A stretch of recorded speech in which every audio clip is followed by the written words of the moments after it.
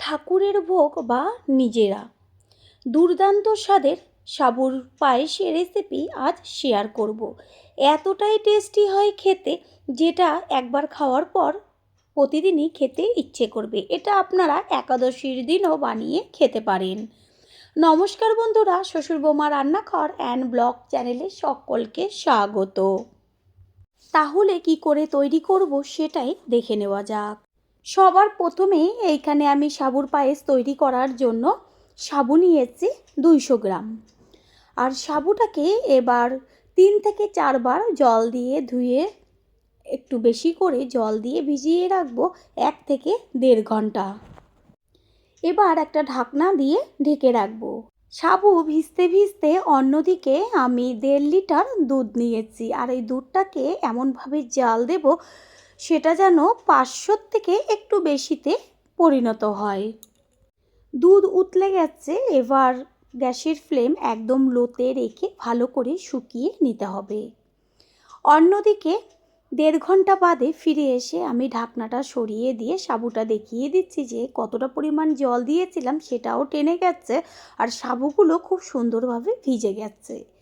গ্যাসের ওভেনে কড়াই বসিয়ে তাতে দিয়ে দিচ্ছি 1 চা চামচ গাওয়া ঘি। গ্যাসের ফ্লেম একদম লোতে। আর ঘিটা একটু গলতে শুরু করলে সেই পর্যায়ে দিয়ে দেব কিশমিশ আর কাজু বাদাম। আগে থেকে আমি কিশমিশ আর কাজুটা একটু জলে ভিজিয়ে রেখে তারপর 2 থেকে 3 বার ধুয়ে নিয়েছি। এবার এগুলোকে বেশ লাল লাল করে ভেজে নেব। কিশমিশ আর কাজু বাদামগুলো ভাজা হয়ে গেছে, এবার ঘিয়ের থেকে এগুলোকে তুলে নেব। সাবুগুলো জল ঝরিয়ে রেখেছি আর যে কড়াইতে ঘি রয়েছে তার মধ্যে এবার সাবুগুলোকে ভেজে নেব। সাবুগুলো ঘিয়ে ভেজে নিলে এত দারুণ একটা গন্ধ আসে পায়েসে, যেটা নাকে যাওয়া মাত্রই কিন্তু একদম খিদে পেয়ে যাবে। গ্যাসের ফ্লেম লোতে রেখে সাবুগুলোকে ঘিয়ে একটু ভেজে নেব। ঘিয়ে ভাজার সময় কালারটা সাবুর চেঞ্জ হয়ে যাবে, এতে ভয় পাওয়ার কোনো রকম কারণ নেই।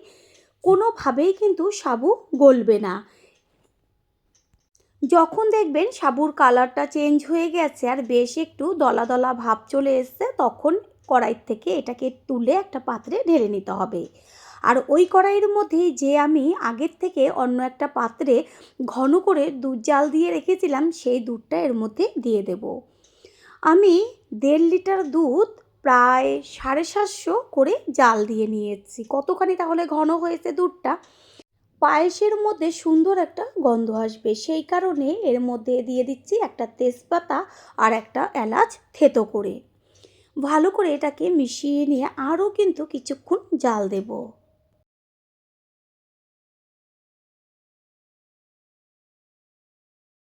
এখানে নিয়েছি খেজুরি গুড়, আর খেজুরি গুড় দিয়ে সাবুর পায়েসটা তৈরি করলে এত টেস্টি হবে, যেটা একদিনের জন্য হলেও ট্রাই করে খেয়ে তারপরে এসে কমেন্ট করে জানিয়ে যাবেন। এদিকে দুধ খুব সুন্দরভাবে ফুটে গেছে। আগে যে সাবুটা ঘিয়ে ভেজে রেখেছিলাম সেই সাবুটা আস্তে করে দুধের মধ্যে দিয়ে দেব। কোনো রকম ভয় পাওয়ার কিছু নেই, সাবুটা দলা আছে, যখনই গরম দুধের মধ্যে পড়বে আর খুন্তি দিয়ে সাথে সাথে নাড়তে থাকবেন দুধের সাথে, তাহলে দেখবেন একটা সাবুও কারোর গায়ে কেউ লাগবে না। খুব সুন্দরভাবে একদম ঝরঝরে সাবুর মতন হয়ে যাবে। এইভাবেই খুন্তি দিয়ে সমানে একটু নাড়তে হবে। পুরনো বন্ধুদের সবসময় আমাদের পাশে এইভাবে ভালোবেসে সাপোর্ট করার জন্য অনেক অনেক ভালোবাসা। দেখাই যাচ্ছে যে সাবুগুলো কত সুন্দর দুধের মধ্যে একদম যেন ঝরঝরে চালের মতন হয়ে গেছে। সেই কারণে যখনই দেখবেন যে সাবুটা দলা হয়ে গেছে, কোনো রকম চিন্তা করবেন না। আর অবশ্যই কিন্তু ঘি দিয়ে ওইভাবে সাবুটাকে একটু ভেজে নেবেন। দুধের মধ্যে সাবু দেওয়ার পরে বেশ কিছুক্ষণ ঠিক এইভাবে জাল দিয়ে নিতে হবে। কিছুক্ষণ জাল দিয়ে নেওয়ার পরে এর মধ্যে দিয়ে দেব মিষ্টির জন্য নলেন গুড় বা খেজুরি গুড়।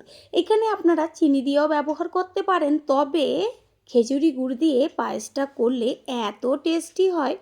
যখন গুড় ব্যবহার করবেন তখন গ্যাসের ফ্লেম অফ করে বা একদম লো ফ্লেমে রেখে গুড়টা দিতে হবে। অনেক সময় গুড় যদি খারাপ হয় তাহলে দুধটা কেটে যায়, সেই কারণে গ্যাস অফ করে বা লো ফ্লেমে গুড়টা দিয়ে তারপর আস্তে আস্তে ফুটিয়ে নিতে হবে। প্রথমবার যারা আমাদের চ্যানেল ভিজিট করছেন তাদের আন্তরিক শুভেচ্ছা ও অনেক অনেক ভালোবাসা। আমাদের রেসিপিগুলো যদি ভালো লেগে থাকে সাবস্ক্রাইব করে দেওয়ার অনুরোধ রইল ও পাশে থাকা বেল আইকনে ক্লিক করলে পরবর্তী ভিডিওগুলো সবার আগে আপনাদের কাছে পৌঁছে যাবে। পায়েসের মধ্যে মিষ্টি বা গুড়টা ব্যবহার করার পর কিছুক্ষণের জন্য ভালো করে ফুটিয়ে নিতে হবে। গুড় বা চিনি দিলেই বেশ দুধটা পাতলা হয়ে যায়। বারে বারে একটু নেড়ে চেড়ে দিয়ে তারপর কিন্তু ঘন করে জাল দিয়ে নিতে হবে। চালের পায়েস তো সবসময়ই খেয়ে থাকেন, একবারের জন্য এইভাবে সাবুর পায়েস ট্রাই করবেন। আমি গ্যারান্টি দিয়ে বলতে পারি মুখের থেকে স্বাদ যাবে না।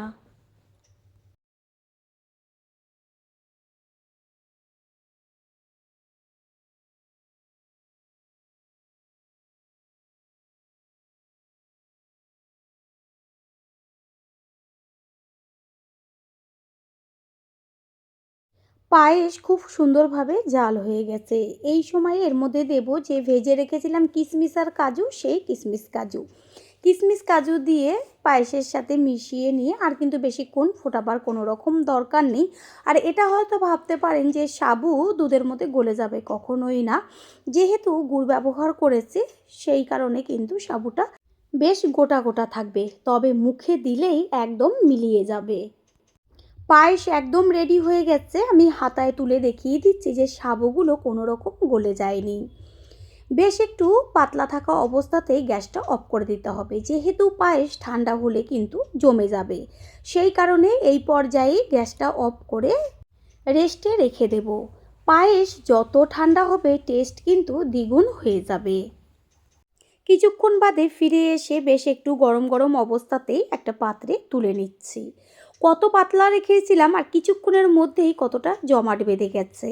এটা যখন আরও ঠান্ডা হবে একদম কিন্তু শক্ত হয়ে যাবে। তৈরি হয়ে গেল আজকের সাবুর পায়েসের রেসিপি। আশা করি রেসিপিটি ভালো লাগলো। আর যদি ভালো লেগে থাকে একটা লাইক, কমেন্ট, পারলে একটা শেয়ার করে অবশ্যই জানাবেন।